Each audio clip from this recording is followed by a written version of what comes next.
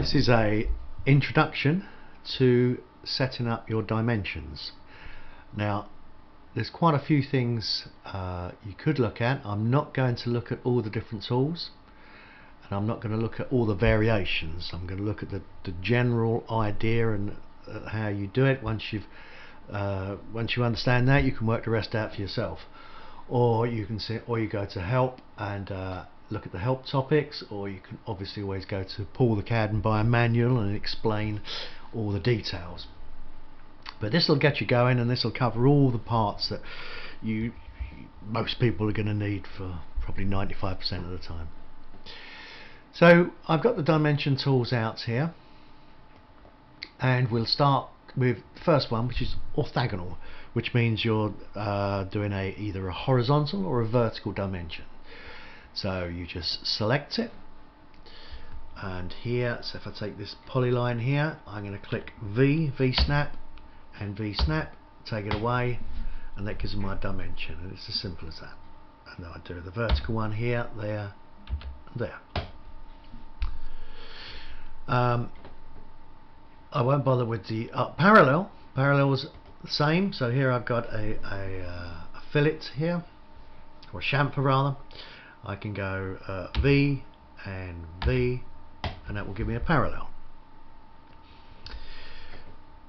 Now, once you've drawn the first one, you've got to decide whether they looks right, whether your font's the right, or maybe it's the right size. These lines here are right or wrong, whether they look right for your drawing. So once I'm in the tool, if I right click and go to properties, here's my box, and the first one is format.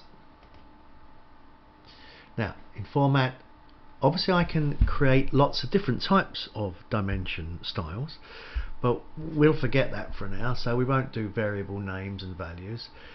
Dimension, size, scale, well, we're not going to deal in scale, we'll do everything full size, so that stays the same. Associative dimensioning means just what it says, so if you make the box bigger, it should show that it's bigger.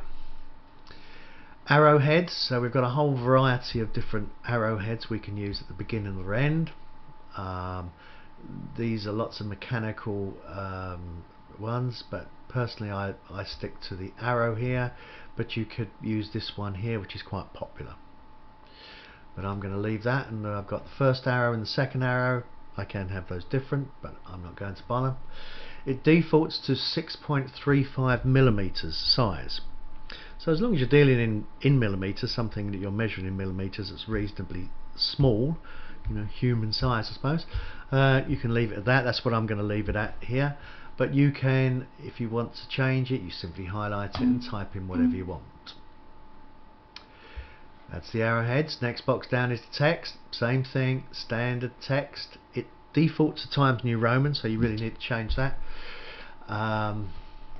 There it is, Times New Roman. Click onto that, choose what you want to change it to. There's Arial is normally the one everybody uses. Arial, because Arial's a sans Arial's a sans serif font, whereas Times New Roman is a serif font, and we don't really want a serif. Again, the height stays 6.5, which I'll just leave here. There is the possibilities of putting a frame around the dimension if you want to, but not many people do that. And then there's these other boxes. Keep dimension line with text, seems to make sense. Horizontal centered, but obviously that means what it says, that the dimension's in the center of the line, which seems to make sense. Text gap. Now the text gap is the gap between the line and the text itself. So here it's only 2 millimeters, which sort of looks okay here, but I'll make it a little bit bigger. I'll make it 3 millimeters. False text horizontal. So it defaults to the text here on the vertical being horizontal. Now, as I remember, British standards say that the text should be parallel. So if you want to change that in there, you just unclick or uncheck that box, then it'll be parallel. So okay, so now if I do this one here, I do the V and the V there, you'll see it's parallel.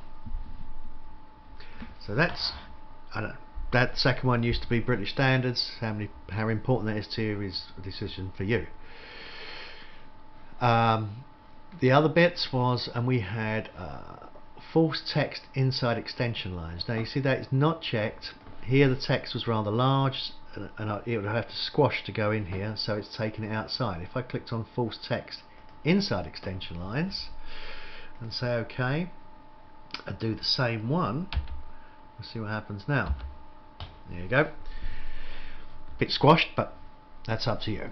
What it does make a difference in is when you're putting radiuses on. So I've got false text inside extension line, so it's going to do that. If I take that off,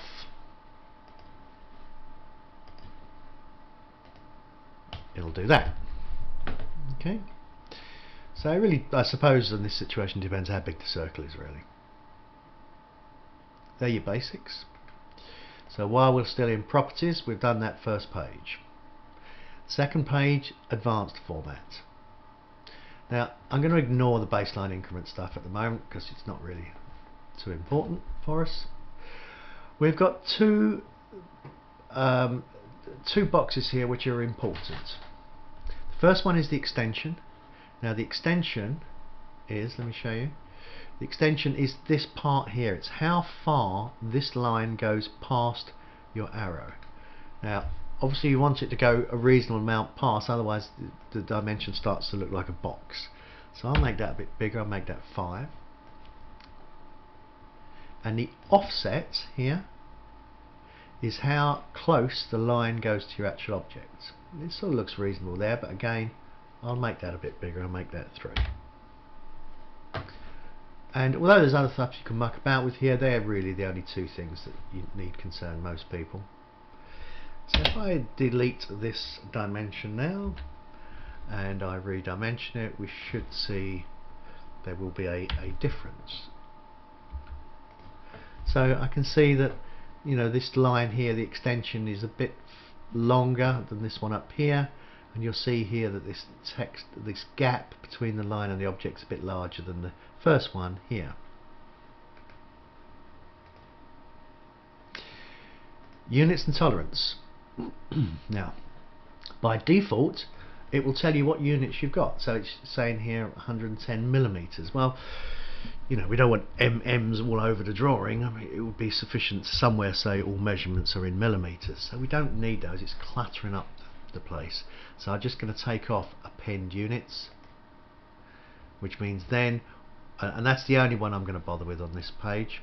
Okay, so now this one here, if I delete that and redo it, we can see we've lost the the millimeters. Excuse me. So lastly,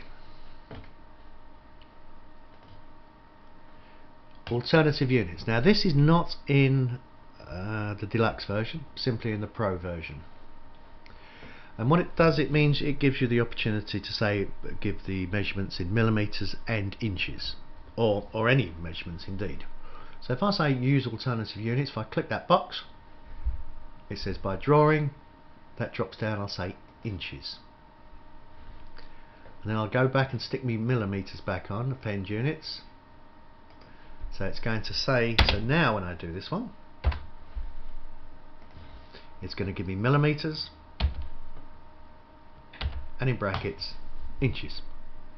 But as I emphasise, that's in deluxe version only. Down the end here, here we have got angle. Angle's easy, you just click on the one line, click on another line, and it gives you the angle. Okay, nothing to it. There's the angle.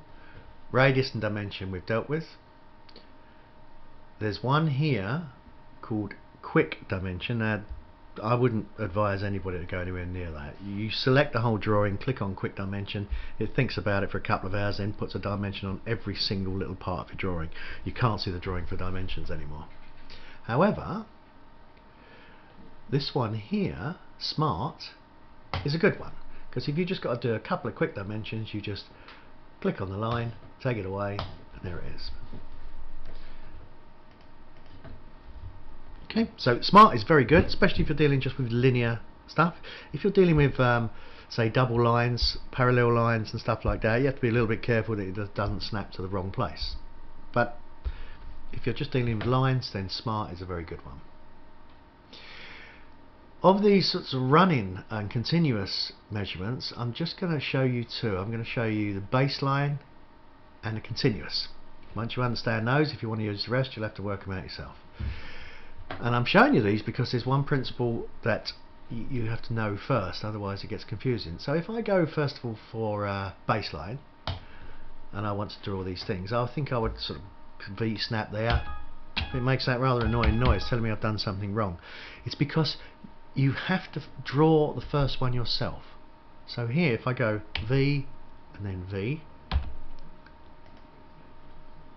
that gives me that line. Oh, hang on, I've got my let's have my force inside.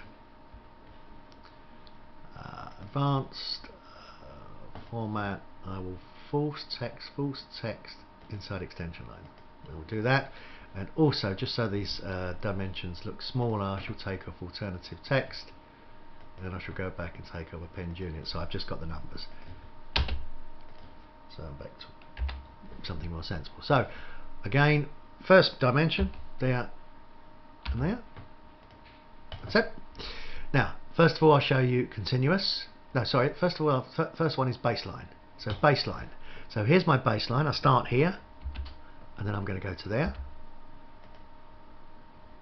and then here, and then here, and there. Okay, so you can see what's happening. I made a bit of a mistake at the beginning there, obviously, but it's easily resolved. Take that out. Okay, so you draw your first one yourself, and then you choose the tool. Down the bottom here, let's move this whole thing out the way a bit. Got more space.